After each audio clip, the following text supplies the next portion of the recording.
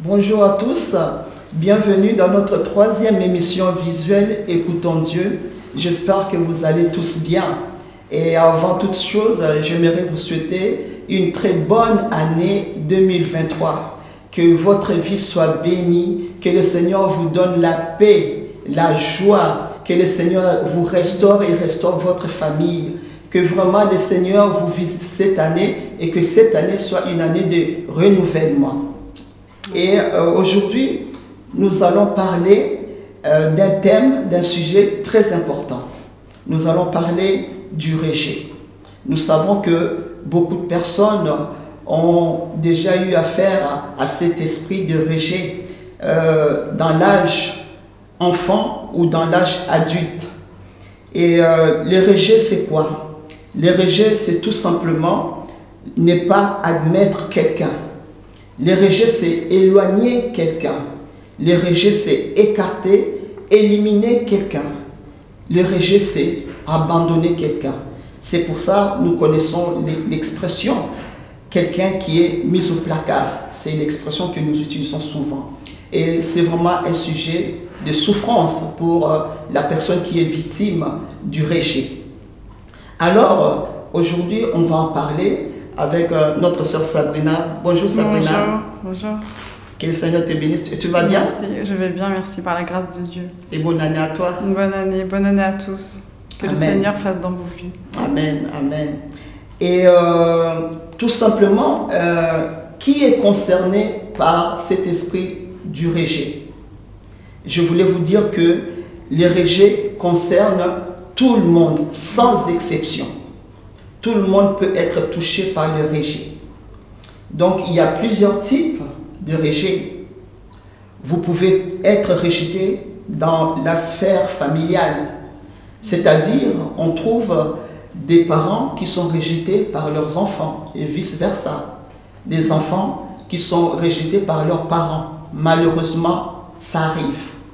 L'autre fois, j'ai suivi un témoignage d'une femme qui a eu un enfant, son seul enfant unique, le fils, et elle a dit quelque chose qui m'a choqué, que j'aurais jamais dû avoir un enfant. Donc cet enfant sait qu'il a été rejeté par sa mère, et ça c'est une tristesse. Donc dans la sphère familiale, on trouve les rejets, les parents qui rejettent les enfants qui sont rejetés par les parents, les frères et sœurs qui se rejettent, et aussi on trouve les conjoints. La femme est rejetée par son mari est rejeté par son épouse. Malheureusement, ça arrive. Et dans notre entourage aussi, les amis, les rejets, on les retrouve partout, dans la société, au travail, par les collègues, ou le patron qui vous rejette, ou on peut vous rejeter tout simplement à cause de votre couleur de peau. On peut vous rejeter à cause de votre culture. On peut vous rejeter à cause de votre physique. On peut vous rejeter à cause de votre foi. Et ça arrive souvent. On peut vous rejeter tout simplement parce que vous êtes différent. On trouve aussi chez les enfants, on trouve les enfants qui sont rejetés par leurs camarades. Et combien de parents, nous faisons des prières pour des parents qui souffrent parce que leurs enfants sont rejetés par leurs camarades, et c'est une souffrance pour les parents. On peut trouver aussi, surtout ça arrive souvent, chez les ados, et ça peut aller jusqu'au suicide. Et en ce moment, on en voit beaucoup, des ados qui sont rejetés, persécutés par leurs camarades et qui vont même jusqu'à se suicider parce qu'ils ne sont pas acceptés. Donc, le rejet, c'est une souffrance qui détruit l'homme. Et on peut trouver aussi, malheureusement ça arrive, le rejet dans l'église. Un frère, une sœur qui est rejeté. Et ça, Dieu, ça vient pas de Dieu. Parce que Dieu accepte tout le monde. Amen. Amen. Amen. Donc Colossiens 3,13 nous dit, supportez-vous les uns les autres. Supportez-vous les uns les autres. Et si l'un a sujet de se plaindre de l'autre, pardonnez-vous réciproquement. De même que Christ vous a pardonné, vous aussi pardonnez. Amen. Donc, on doit se supporter. On est différent, on doit se supporter. Il doit y avoir la tolérance. Amen.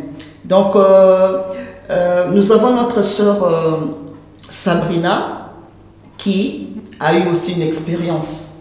Donc, elle va nous témoigner de son expérience qu'elle a eue à propos de ce sujet de rejet. Sœur Sabrina, que le Seigneur te bénisse et puis je remercie le Seigneur pour ce qu'il a fait dans ta vie et qu'aujourd'hui ton témoignage peut servir à d'autres aussi personnes parce que tu as été guéri. C'est ça. Amen. Est-ce que tu peux nous parler de ton témoignage? Oui, bien sûr. Donc du coup, je vais vous témoigner, voilà, aujourd'hui, je vais vous parler de mon expérience, de mon histoire, parce qu'effectivement, dans ma famille, il y a eu la manifestation de ce rejet. Alors voilà, du coup, moi, avant déjà que j'arrive, mes parents étaient séparés. J'étais pas forcément prévue pour eux, mais j'étais prévue pour Dieu. Voilà, Dieu voulait que je vienne sur terre. Donc voilà, avant ma naissance, mes parents étaient séparés. Donc quand je suis née, il y avait déjà une séparation. Et c'est ma maman qui détenait du coup la garde, qui avait ma garde. D'accord.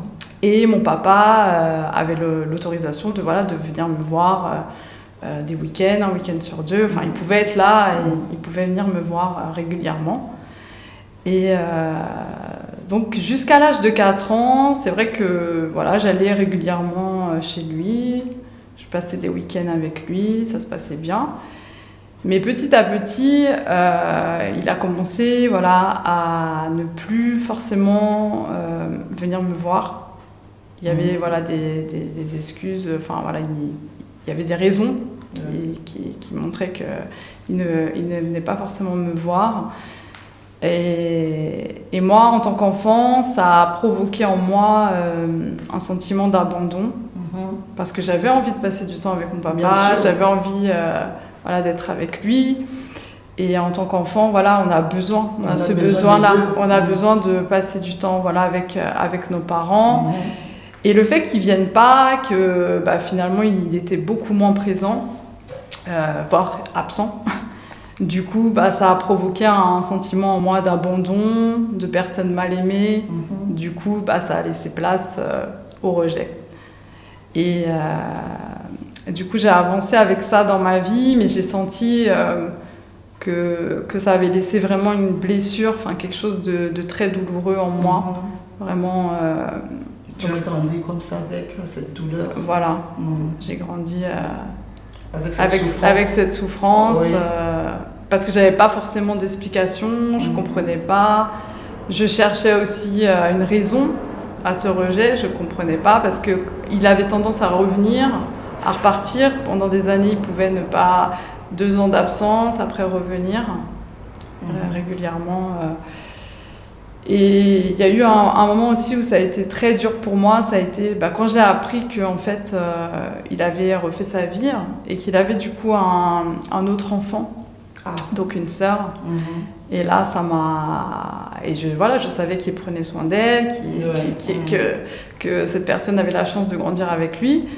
Et là, ça m'a encore plus posé question. Je me suis encore plus demandé, mais pourquoi? Qu'est-ce que je fais de mal? Est-ce que c'est une attitude en moi qui n'est pas bien? Qu'est-ce qui se passe? Et il y a même un moment donné où j'ai cherché un coupable. Et j'ai même dit à ma maman, je me rappelle, j'ai dit à ma maman, « Ah, mais ça doit être toi qui m'empêche de le voir. Dis-moi si vraiment il y a quelque chose... » Tu avais besoin d'une explication. J'avais besoin d'une raison, parce que je ressentais en moi vraiment une blessure profonde qui a du coup laissé place à de l'amertume et petit à petit de la colère. Donc voilà, puis il me fallait une raison, vraiment une raison à ce rejet. En fait, j'avais besoin de comprendre Donc je me suis dit, c'est vrai que dans ma tête, je me suis dit, ça doit être à cause de ma maman, c'est peut-être par rapport à leur histoire, parce qu'ils s'entendent pas. Et c'est plus tard, en fait, que j'ai vraiment découvert que non, ça n'avait rien à voir. C'était pas forcément, c'était pas en lien avec ni ma maman, ni leur relation. Et c'était quelque chose de plus profond. Et c'est quand j'ai rencontré le Seigneur Jésus que petit à petit, j'ai été éclairée par rapport, du coup, à ce sentiment vraiment de rejet. Comprendre ce que je vivais à l'intérieur de moi. Parce que c'est quelque chose, voilà, c'est vraiment une blessure profonde qu'on a.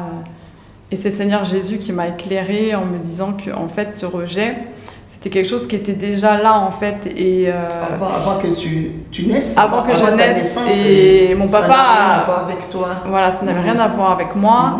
Et en fait, ce qui se passait, c'est pourquoi ça se manifestait dans ma famille, c'est parce que mon papa l'avait vécu dans sa famille. D'accord. On lui avait pas montré comment s'occuper d'un enfant, comment aimer, tout simplement. Donc ton papa, il était en train de reproduire ce qu'il a vécu. Voilà, c'est ça, exactement. C'est la reproduction. Exactement. Voilà, il fuyait. Donc, c'était ça, des fois, on le fait de manière totalement inconsciente, en fait. Voilà, du coup, petit à petit, le fait d'avoir compris que c'était pas de sa faute qu'il était comme ça, que c'était vraiment par rapport à ce qu'il avait vécu, lui, par son enfance, qu'il avait aussi vécu le rejet, l'abandon, que sa famille ne s'était pas occupée de lui, ça a provoqué en moi vraiment de la compassion et un amour envers lui, en fait. Et je me suis dit, ouais, en fait, c'est pas de sa faute qu'il est comme ça. Il est victime aussi. Lui aussi, il connaissait quoi le rejet. Et c'est vrai que c'est beaucoup la parole de Dieu, c'est beaucoup la présence du Seigneur qui m'a aidée à pouvoir pardonner. Parce que j'ai compris que tant que je ne pardonnais pas, tant que j'acceptais pas que mon papa, c'était pas de sa faute, c'était pas sa volonté, c'était quelque chose de manière inconsciente. C'est à ce moment-là que vraiment les choses j'ai pu avancer et j'ai pu me sentir aimée. Et tu as pardonné aussi. Voilà. Et voilà, du coup, je sais qu'il y a pas mal de personnes qui vivent ça, qui peuvent se sentir abandonnées, rejetées, comme tu l'as décrit, par rapport au message que tu disais avant. Mais c'est vrai que la personne qui va vraiment nous guérir par rapport à ce rejet, c'est le Seigneur Jésus. Et dans la parole de Dieu, on a vraiment toutes les clés par rapport à cette guérison. Amen. Et moi, c'est vraiment un verset qui, quand j'ai lu ce verset, qui dit « Ton père et ta mère t'abandonnera, mais l'Éternel te recueillera ». Ça a été comme si j'ai eu vraiment, déjà, j'ai une vérité qui est née, en fait. Je me suis dit, waouh, en fait, peut-être l'Éternel, peut-être mes parents m'abandonneront, mais l'Éternel sera toujours là et il m'aime. C'est vraiment l'amour de Jésus qui m'a inondée, qui a enlevé cette plaie, ce cratère de souffrance, voilà, que j'avais en moi. J'aime beaucoup ce que tu as dit tout à l'heure, que après avoir rencontré le Seigneur, et c'est là que tu as compris et tu commences à voir la compassion de ton papa. Amen. Et ça, c'est très important. Quand le Seigneur se révèle à toi, le Dieu qui est amour, et l'amour pardonne. L'amour pardonne et c'est ça qui a fait que tu as pu pardonner ton père et tu as pu te libérer aussi de ces charges mentales, de toutes ces émotions, de tout ce que tu as vécu. Et ça, c'est une victoire. C'est une victoire et aujourd'hui, tu es totalement épanoui. Oui. En tout cas, sans le Seigneur Jésus, sans la révélation de sa parole, j'aurais pas pu pardonner. Oui. J'aurais pas pu. Je pense que sans le Seigneur, c'est vraiment lui qui nous donne la force de pouvoir pardonner, de pouvoir respecter aussi sa volonté. Mais sans lui, j'aurais pas pu. Enfin, je pense que je serais restée encore dans une amertume dans mon cœur. J'aurais eu la colère. Oui. J'aurais été, voilà, je pense que, et puis du coup, j'aurais pas pu évoluer et j'aurais pas pu grandir, vraiment construire des choses actuellement dans ma vie et aussi avoir la victoire sur cet esprit de rejet, parce que je refuse vraiment que ce rejet vienne dans la vie de mes enfants, dans la vie future, en fait. Voilà. Et pour les personnes qui nous regardent, peut-être il y a une personne qui est dans le même cas que toi, qu'est-ce que tu peux conseiller à cette personne qui vit le rejet venant d'un parent? Qu'est-ce que tu peux conseiller Du coup, je voulais dire à cette personne que Jésus l'aime et que Jésus l'aimera toujours. Amen. Que Jésus ne l'abandonnera jamais et que aux yeux de Jésus, cette personne-là a énormément de valeur. Amen. Voilà. Et parce qu'il a tout accompli à la croix pour cette personne. Amen. Et si cette personne actuelle, voilà, si vraiment toi qui regardes cette vidéo, tu souffres de rejet, il faut savoir que Dieu t'a créé pour un but. Et Dieu, quand il t'a créé, il savait exactement ce qu'il allait faire avec toi. Et lui, voilà, il avait déjà... il t'a créé parfaitement bien, en fait. Alléluia. Voilà, il nous a créés tous parfaitement bien. Il sait pourquoi il l'a fait. Et il a apporté la différence dans ce monde.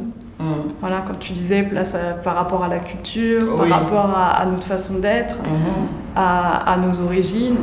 Mais parce que le Seigneur Jésus sait pourquoi, exactement. Amen.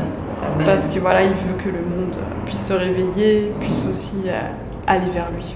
Voilà. Tu as de la valeur. C'est très important. Rejeté par les hommes, mais tu as de la valeur. Auprès de Dieu, il n'y a pas de hasard. Tu parlais de ta venue, de ta naissance. Auprès de Dieu, il n'y a pas de hasard. Si tu es là aujourd'hui, c'est que Dieu a voulu que tu sois là. Amen. Amen. Exactement. Donc, voilà le témoignage de notre sœur Sabrina. Merci beaucoup, sœur Sabrina, pour ce témoignage. Merci beaucoup. En tout cas, je trouve que le Seigneur a fait, c'est un miracle, ce que le Seigneur a fait dans ta vie, et de trouver la guérison. Exactement. Et de pouvoir ensuite témoigner et pardonner et pour avancer. Amen. Amen. Et si vous vous sentez rejeté, si vous avez été rejeté, sachez que Dieu vous aime et que vous avez de la valeur et vous êtes un projet de Dieu, vous êtes dans le plan de Dieu. Amen. Dieu ne vous a pas abandonné, il sera là toujours avec vous. Amen. Amen.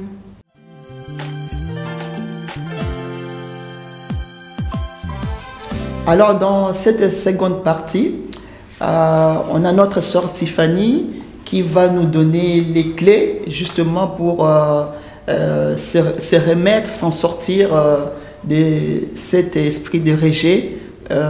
Quelques clés. Bonjour sœur Tiffany. Bonjour. Je suis très contente de t'avoir parmi nous. Le plaisir est partagé. Bonjour à tous.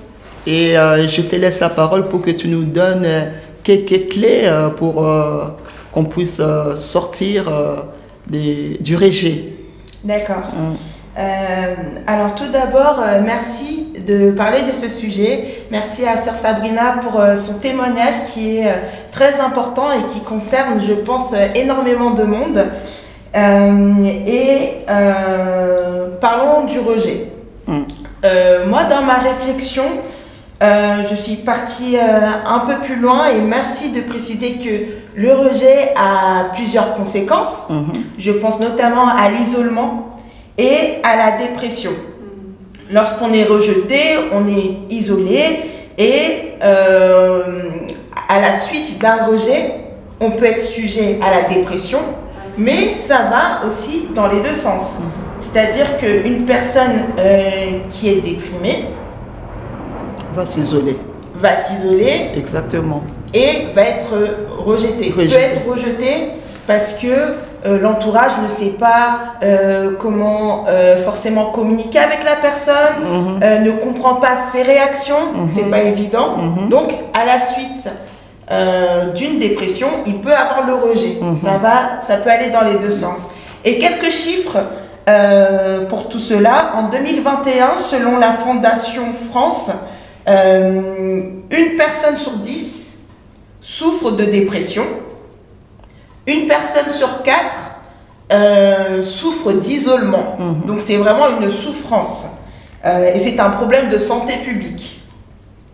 Il y a un quart des Français qui ont subi ou qui sont actuellement sujets à la dépression.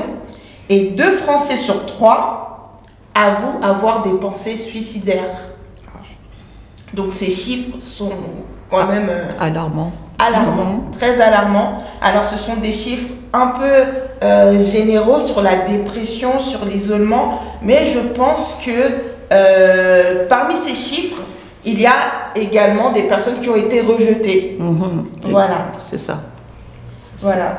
Et ce sont des chiffres qui viennent aussi de... La source provient de la fondation Pierre Denker, si vous voulez faire vos propres recherches.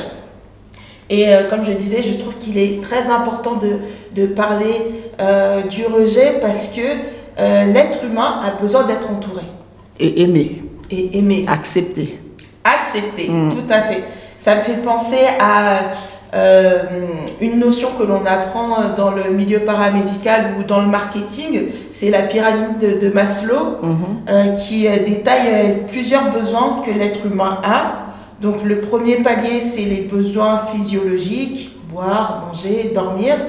Ensuite, il y a un besoin de sécurité et ensuite un besoin d'appartenance. C'est-à-dire que l'être humain a besoin de créer du lien, d'appartenir à un groupe. D'avoir une identité. C'est ça. Ça peut être faire partie d'un club de lecture, faire partie d'une église, voilà, même faire partie d'un voisinage, avoir des liens, créer du lien. L'être humain a besoin de ça. De relations. Tout à fait. Tout à fait. Alors, la grande question, c'est comment alors sortir du rejet? Comment sortir du rejet et de ses conséquences? Alors, il faut savoir qu'il n'y a pas une formule toute faite, universelle, parce qu'en fait, chaque cas est singulier, chaque situation est singulière. Mais je vais quand même donner des pistes pour y arriver. Alors, pour moi, il y a 3 acteurs. Il y a nous, il y a toi, il y a les autres, et il y a également Dieu. Alors, nous concernant, il faut tout d'abord réaliser son état. Parce qu'il est difficile de guérir d'un mal si nous sommes dans le déni. En fait, il faut se connaître d'abord soi-même. Tout à fait. Les problèmes qu'on a. C'est ça. Ok. C'est ça. Et réaliser dans quel état on est. Se dire, ok, là, je suis pas bien. J'ai un problème. J'ai un problème, je suis déprimée, je suis isolée et je le vis mal. Donc, j'ai besoin d'aide. Tout à fait. Deuxième clé, c'est réfléchir sur l'origine du rejet. La source. La source. C'est vraiment important parce que ça demande de l'honnêteté, de la transparence, parce que souvent le rejet est subi parce que les autres décident de nous mettre à part. C'est ça. Mais dans quelques cas, il arrive que notre comportement et nos agissements provoquent aussi le rejet. L'éloignement. Okay. C'est ça. Donc il faut avoir quand même cette force, cette honnêteté, voilà, faire cette introspection et vraiment réfléchir voilà, sur l'origine. Être sincère soi-même. La source, en étant sincère. Et ensuite, il faut trouver la force d'en parler. Mettre des mots dessus. Et en parler à qui? Tout d'abord, en parler à Dieu. Premièrement. Parler à Dieu. Amen, amen, amen. Prier. Mettre des mots sur ce que l'on ressent. Amen. C'est très important. Et comme vous l'avez dit précédemment avec Sœur Sabrina, Dieu est là, il vous écoute et il vous aime. Amen. Ça, c'est vraiment la clé. Et ensuite, il faut lire la parole. Il faut lire la parole, proclamer la parole, déclarer de bonnes choses sur sa vie. Alléluia. C'est Amen. très important. Et également, un autre point, c'est la repentance. Très important. Il faut commencer par là.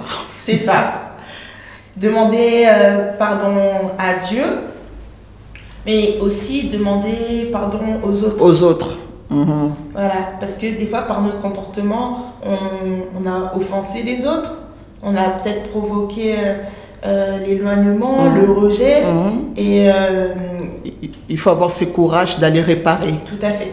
Ça demande une certaine force aussi d'aller demander pardon. Et c'est quelque chose à valoriser. Amen. Demander pardon, c'est pas être faible. Non. C'est justement reconnaître son erreur et voilà, avoir de la maturité pour dire que voilà, je veux aller de l'avant. J'ai fait cette erreur-là, maintenant je veux repartir du bon pied.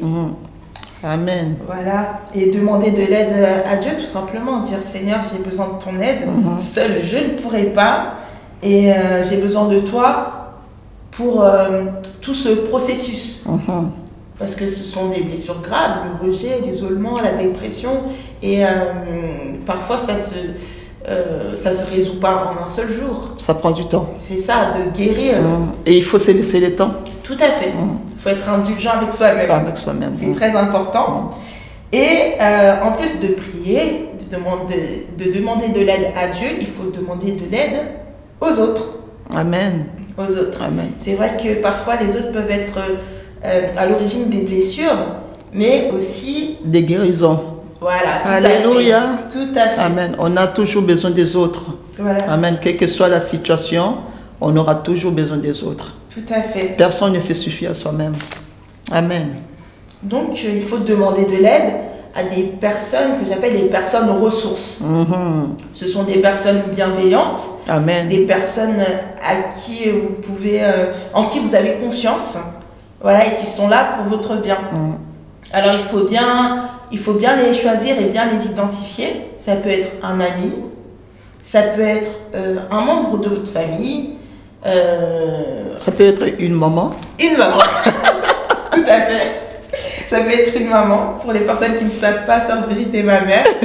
Donc ça peut être une maman et ça peut être aussi un pasteur, un frère ou une sœur de l'église également. Une personne bienveillante et à qui vous allez pouvoir vous confier et qui voudra votre bien.